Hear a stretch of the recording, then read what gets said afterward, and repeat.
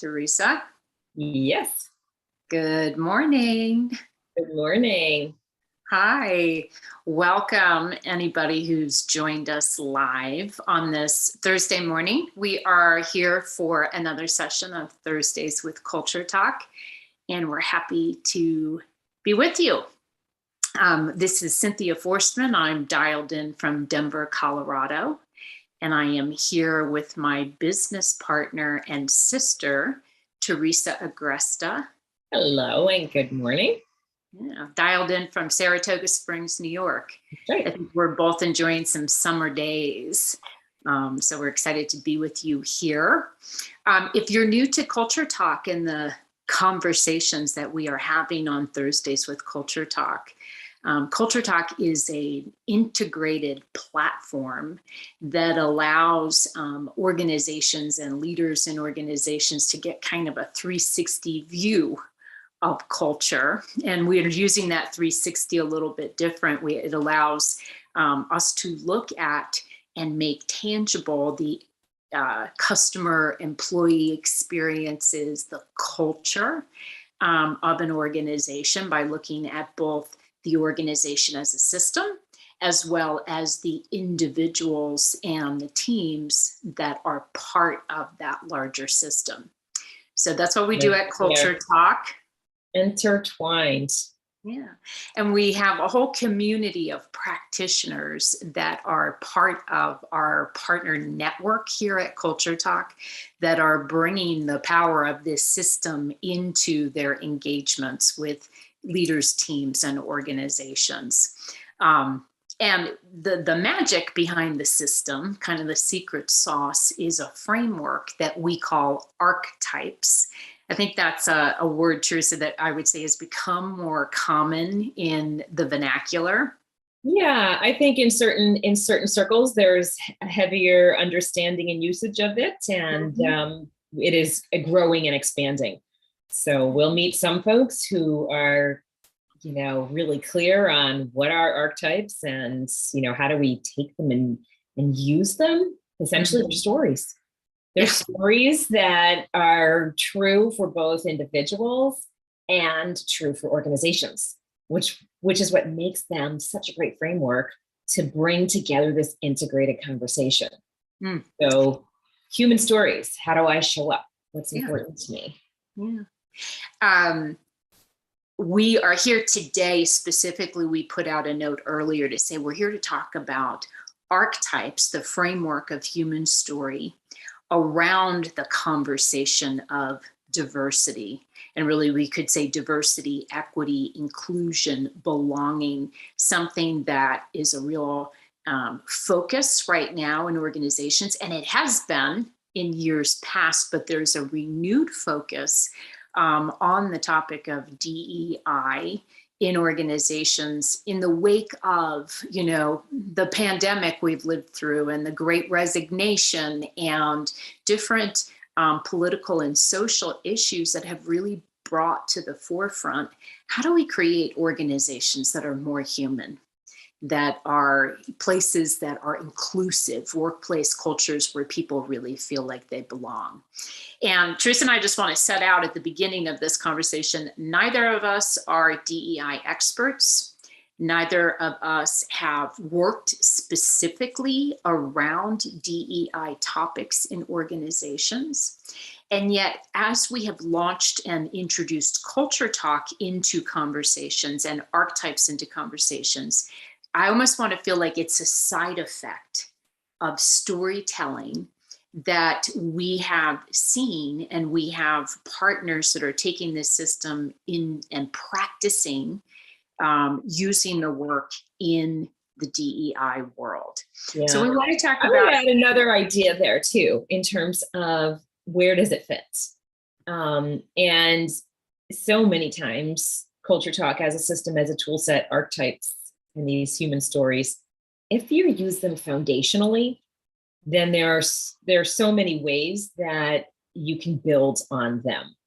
And what we have experienced through our partners that are experts in the DEI space is that it is a fantastic foundation for this conversation around who am I, what's my story, how do I show up, and how do I want to be seen?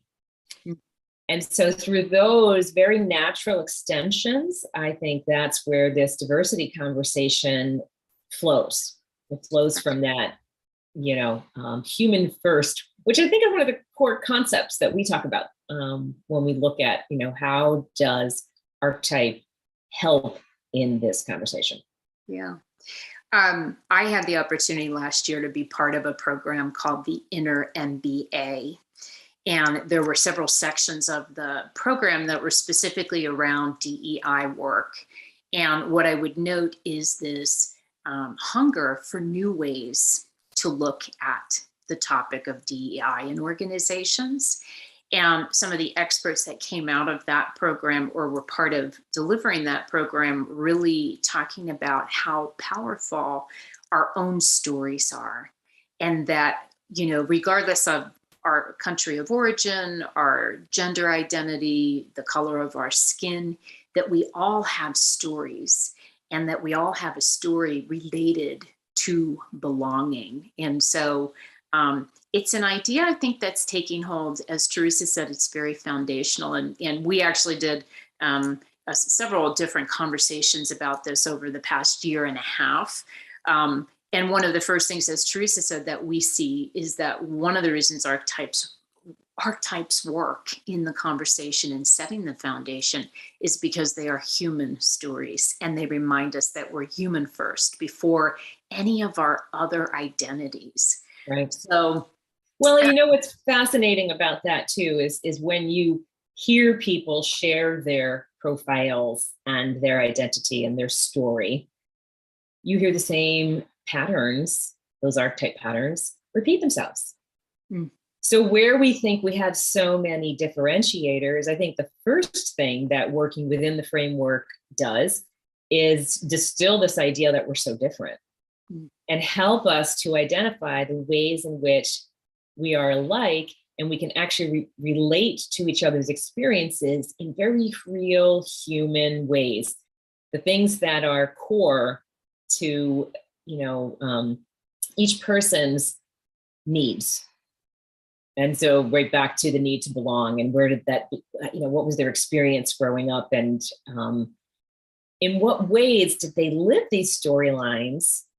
That's where it starts to get really interesting, and where we can start to hear each other and to really understand beyond the labels, who are the humans, who are these people who have the same core desires and the same core needs that I do, that you do. Right. Yeah, that might on the outside look like a very different human being than I am. But on the inside, as you say, share those motivational patterns and that way of thinking. And so in the system we use, there are actually 12 archetypal storylines that we use, and they're easy, right? So they're hero and caregiver and every person and explorer and magician. There's stories that even when you just hear the name of them, they evoke, understanding. I got that. Lean in, right? It's like a lean in. People say, oh, I think I understand. Tell me more about that. Yeah. Tell me more about that. I think also the framework itself invites people to show up fully in a way that maybe other assessment tools don't allow, right? Sometimes we'll take an assessment that's sort of particular to a specific topic, like communications, for example, or my leadership skill. Whereas in archetype, there's a very much whole person approach. And so I can show up as all of me, not just the parts of me that, I think are more valuable in the office. And what I mean by that is when we see people internalize their archetypes and start to tap into their own stories and then share those in a group, what we hear about how they grew up, or something that happened in high school, or pivotal life events and changes and impacts, all of which come with you. There's like this little package you bring along. Wherever you show up, you're bringing these consciously or subconsciously. Yeah. So, I was thinking about that quote from Henry Ford, and he says, "Hey, I just want to hire a pair of hands. Why does the pair of hands have to come with a brain attached?" And like that's such a odd thing, but our brains are attached, our whole life experiences show up. You're never hiring someone that just that day was born, so they're bringing with them their life stories. I was when I mentioned like people sharing their personal backgrounds through archetypes, I was thinking about a very, very successful CEO that we knew over the years that did his archetypal assessment, and like the things that I just never would have thought about that were part of his experience as a member of a swim team or as an altar boy in the Catholic Church, or it was just such a different way of seeing him. And I find that people get a little bit more comfortable sharing more about themselves. We hear people say, wow, I've worked with you forever and I had no idea. I had no idea. It's Yeah. one of the biggest phrases, that the look and the sit back and the light bulbs going off in the room, even at the first expression of someone's pattern and how it showed up for them. Mm-hmm. And I love that I think that phrase is so, tied to the experience that people are having. It's the sit back and I had no idea. That we see repeated over and over again. Yeah.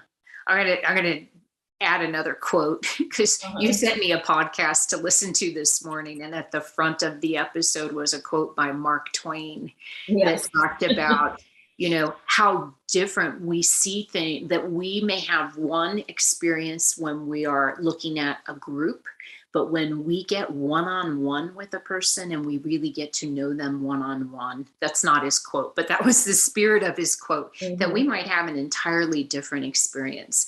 And I think that is sort of what we see unfold when a team takes the framework of archetype and brings it in as a way of getting to know each other, as a way of building stronger collaborations with each other, that there's a willingness to be a little more whole, a little bit more vulnerable. And then you uncover kind of a different set of diversity. Right. Absolutely. Tell us about that. Yeah. So very interesting, right? So we're always trying to break down and stop, diversity. You could either be counting things like how much diversity do we have? And we know that doesn't work. But one way in which we really do want to recognize and celebrate diversity is through diversity of thought.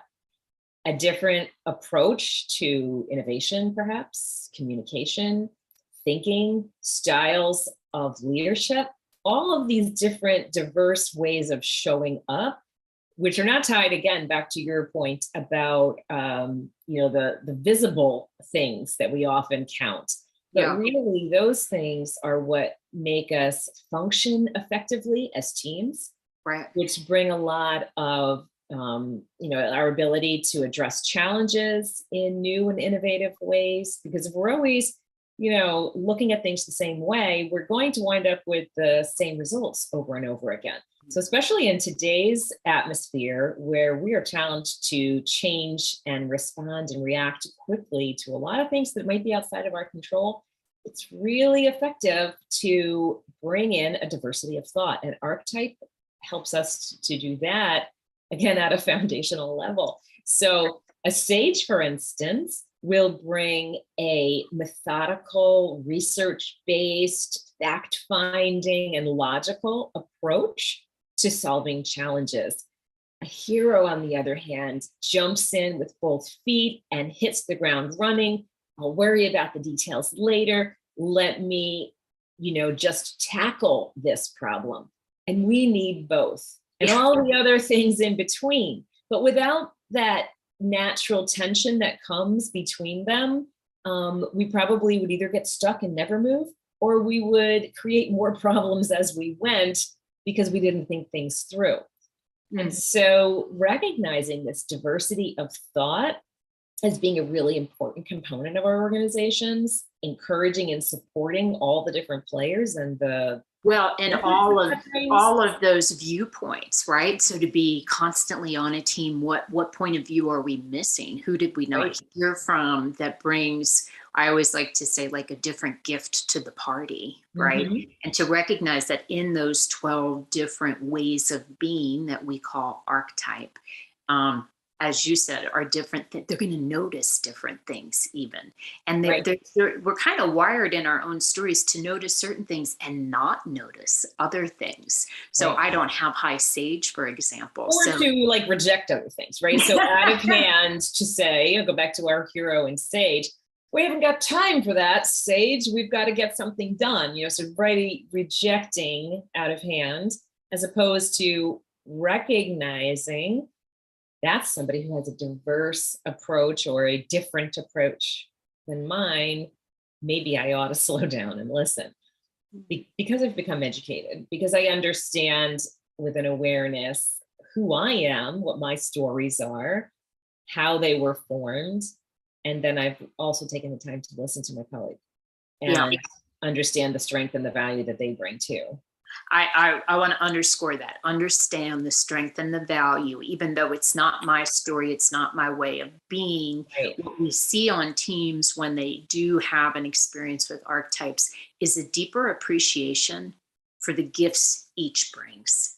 And and that appreciation, I would almost even say like a compassion, starting to see each other, understand the stories, understand how all of these different things in their background have formed and shaped what they are all about today, and being able to, I want to say, almost distance themselves a little bit from a archetypes both bring us closer because we can be more Mhm. vulnerable with each other, but they also create just a little bit of safety, and Right. a little bit of It's not the separation. person. Yeah.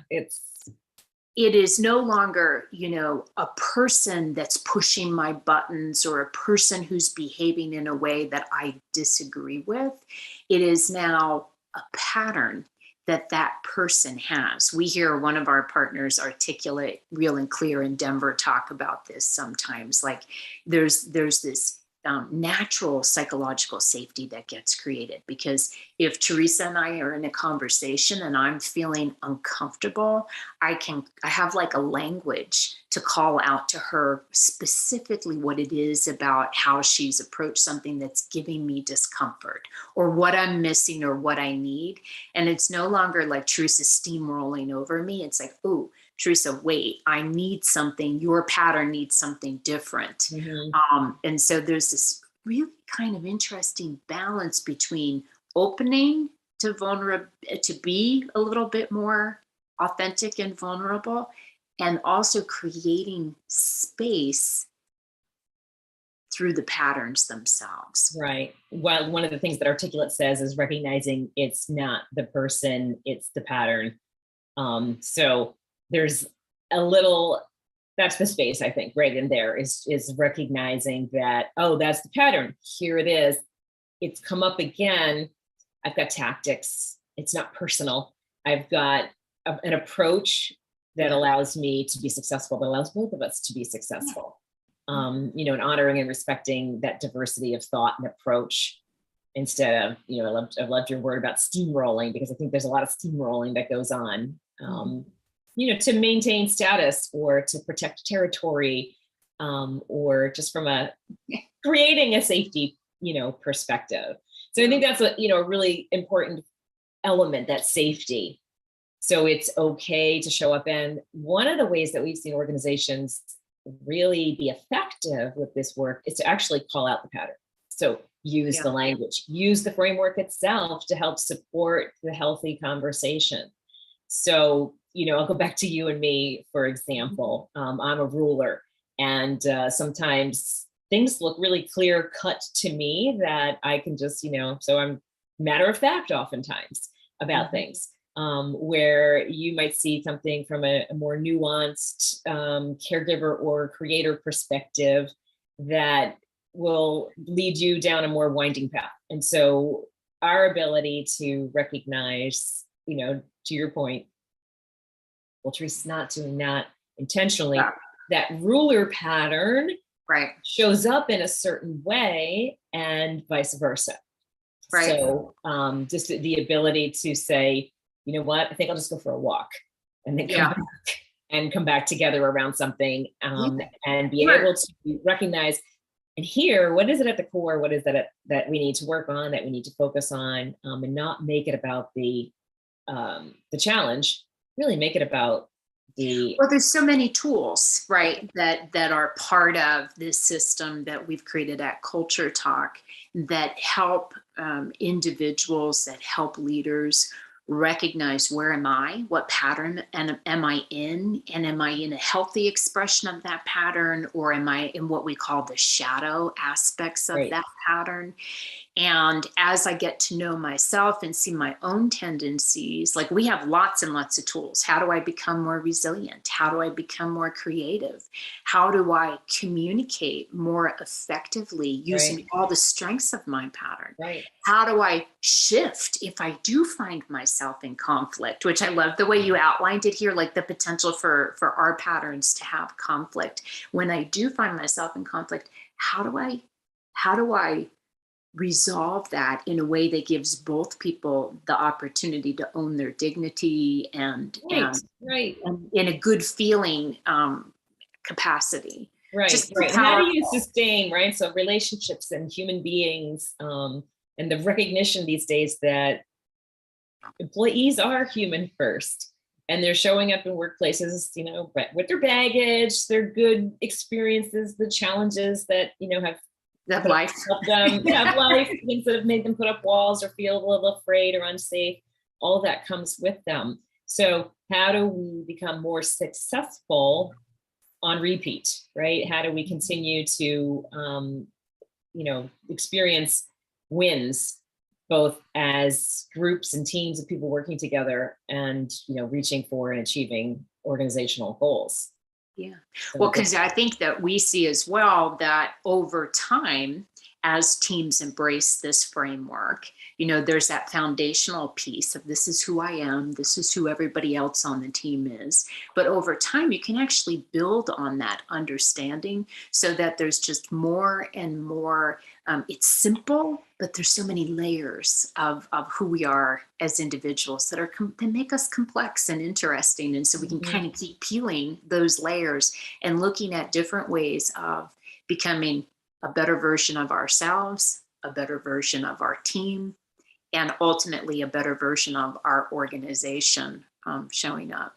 Right. So I want to say two things about story, because I just find it so fascinating. And then, Tris, I'd love to have to maybe talk a little bit about how some of our partners who are in the DEI space are using the work. So I meant to say this at the very beginning. I think a lot of people are familiar with the idea that our brains are wired for story. There's all sorts of neurological studies that show how quickly, when somebody is telling a story about themselves, like, I never forget people's stories, but we actually start to think in sync when we use storytelling as a modality, as a framework. And so archetypes give people the tools to really find a way to tell their own story that's very authentic to them. It's a shortcut. I think, it's a tool, but it's also a shortcut because the patterns are so instantly recognizable to us as humans. And so story with a framework to tell that story. Oh, it's like why? It's like, why use story? And not only why, but here's how to do it. All people have said I should tell a story. Here's a specific set of tools that we can provide to you that will help you craft that story. So that's like the brain aspect. But what I love even more is the newer research that's come online in the last year or two that show when we are telling stories and we're connected through a story, our hearts actually start to beat in sync as well. Yeah. That is how powerfully aligned we are for story. So even though it's a simple framework, that makes it easy to bring into an organization and for people to get going with it. Right. The underlying impact is just, beyond what other systems can really accomplish. Yeah. Well, and it's just there, ready and waiting. So I always think about, now, of course, the water cooler has changed with people largely out of the office, but I think about what happens when you come back in contact with somebody, your colleague that you haven't seen maybe after the weekend, or you show up in the morning. You just listen. It's like one of those commercials, where I think it was like Walmart or Target, had a commercial where just listening to people talk and how they talk to each other around the store. You just listen with that kind of ear to the way that people talk to one another, especially when they come together, after not having seen each other. They just tell stories.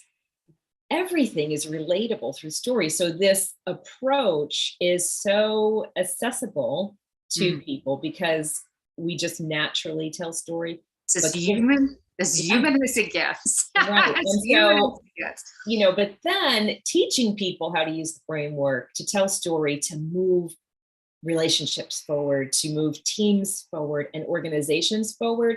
Again, it's all kind of sitting there ready and waiting. These patterns are there, whether we measure them or not. Archetypes exist. We recognize them because they are so core to our understanding of what it is to be human. So all of the raw ingredients are right there waiting. And the archetype framework becomes a shortcut to putting them in, like a recipe. Yeah, well, and I almost thought you were going to say something different, so I'm going to say it like it's all there. But when we use it, when we do measure it, when we do talk about it, when we do shit, it's so actionable. If you are looking to move personal, professional, team forward, right? This is a very actionable way of getting at some of those nuances of teamwork that are hard to capture. So yeah, right. So going back to the diversity, piece of this conversation, we all know for a long time that the diversity programs have failed to move the needle, and so closing with this idea that it's actionable, I think, is really important. Because this work, and we've seen this come to life through our partners that are using it in the diversity space, it is actionable and it's lasting. It's got impact that you carry forward working with those human beings, one by one, team by team, and organization wide. Cynthia, we have a question here in LinkedIn feed from Christopher Frey, and I'm going to read it. Hi, Christopher. Hello, Christopher. Thanks for being here today. He's asking, regarding your comments on building on your strengths, there are other systems out there that also focus on strengths. What differentiates the archetype systems from these other systems when it comes to identifying and applying your strengths? Yeah, awesome. It's a great question. And I would say that, yes, we love strengths, right? Our archetypes do help us identify the things that we're naturally good at and that people count on us to bring to the party, right? But the other aspect of archetype, one of the core key elements of archetype that make them so powerful from a development standpoint, is that in those same patterns, there's something we call shadow. And shadow is sometimes it's a strength on overdrive. Sometimes it's a strength that's gone to an extreme. Sometimes it's a defensive pattern that shows up when we're stressed or tired. And let's give an example. We've been talking about sage today, which is not one of mine or Teresa's highest patterns, sage. Sage, when it shows up in strength, is the pattern that seeks the truth, that seeks the knowledge, that seeks to know how and what and why, and has this very strong willingness to ask questions, to stay curious and open, to integrate ideas, right? So we think about sage as a very knowledge, logical based pattern. And it brings all of that with, great in research and development, great in slowing us down to make sure things are right before we move forward. But when that same pattern shows up in what we call a shadow expression, it slows us down to almost a standstill. It becomes a pattern that disrupts the flow of moving a team and gets in the way, and wants to overanalyze things, or wants to shut down anybody that has ideas that aren't tried and true, right, that haven't been proven yet. And may even hold this opinion, Sage, in a shadow space, that like, I'm the only one that knows, I'm the smartest person in the room, and therefore I'm going to block out other points of view of people that get to the same ideas by different avenues, if you will. So I think it's important, if you're going to grow as a human being, to recognize that human beings aren't perfect, and none of our stories are perfect. And while we can focus a lot of energy on developing our strengths, if we aren't also aware, if we don't become aware of the things that are hanging us up, and that's what we do with shadow work and archetype. Yeah. And I think that when you look at the strengths and thinking about other systems, some schools of thought suggest that you should focus only on the strength, and not try and overcome the things that are your weaknesses. And I think the differentiator with archetypes is really this continuum, this whole idea that the very things that make you strong could become the very same motivations and patterns that hold you up the most too. So if you're considering hero as another one, where the charge to move fast and to overcome obstacles could look like, sound like, feel like a bully taken too far, and might even look that way to someone who just has a different pattern than you. So understanding that spectrum, as opposed to only staying focused, because if you were only focused on the strength, then you might only focus on the benefit of moving fast and accomplishing things and reaching goals, and never recognize the shadows, as you point out. I mentioned in the little email we sent out today, this idea of narrative intelligence. And, I think a lot of people are familiar with the term emotional intelligence, and the idea that we can become aware of our own emotions and understand the emotions of others, and how important that is to navigating interpersonal and teamwork. With archetype, we talk about something called narrative intelligence. And what we mean by that is that by knowing our stories and knowing these patterns, it gives us a way to, you have to be aware. Like, I have to be aware that sometimes I'm going to irritate people because of my pattern when it's showing up in a less than empowered way. And so there's a lot of opportunity. I think a lot of the growth potential lies in understanding when I'm showing up in a disempowered or shadow. Right. That reminds me, I read a LinkedIn post, and it referenced an article in the Atlantic that talked about toxic leaders. And I'm not going to get the name of it correct, but it was the same whole idea. So imagine this whole, ego-driven toxic leadership styles that show up, and everybody lauds the strength of those, and then we're all supposed to disregard the fallout. Pay no attention to the man behind the curtain. That's right. That's right. Yeah, but it's not authentic. So great question, Chris. I hope that answers it.